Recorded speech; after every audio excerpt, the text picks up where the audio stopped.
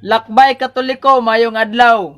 Hisgutan na pod nato ni si Pastor Bacalaris sa iyang programang Pangutana Pastor nga nasudlan og usa ka simple ra kayong Catholic faith defender nga si Brother Jomel Baluria.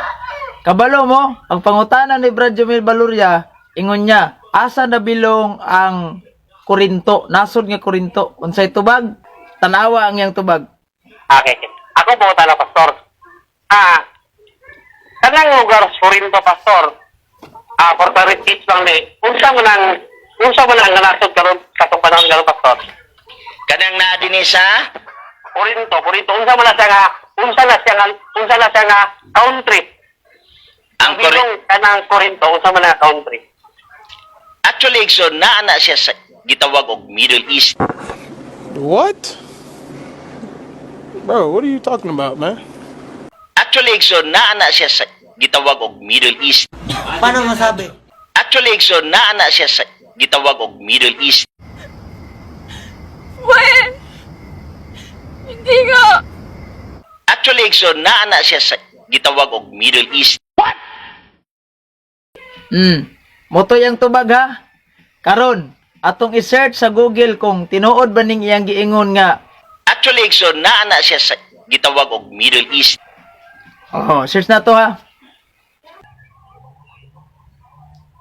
I-search na to ang Corinto kung saan siya nabulong. Corinth region. Asa nabilong ang Corinto? Search na to ni. Dire. South Central Greece. Oy! Man mao ang iyang giingon. Ha? Dili mao yang giingon. Mao na sakto ang Biblia niingon si propeta Zacarias sa King James Version ha. Zacarias 11:15. At sinabi sa akin ng Panginoon, magdala ka pa uli ng mga kasangkapan ng isang mangmang na pastor. Wala kay baluga sa dapit ang Korinto, di mangmang. Di ba? Ang giapas ani. Ingno na to si propeta Isaias ug unsay giapas.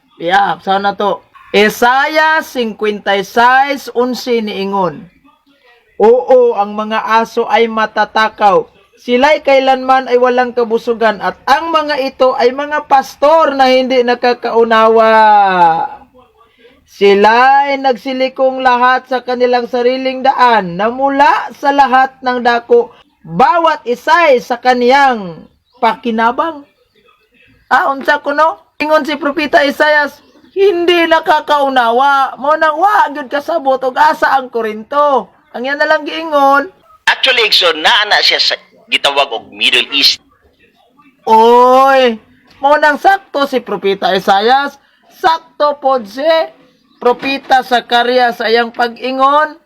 11:15 pastor na mangmang. Kamo na lang ang mobalanse. God bless!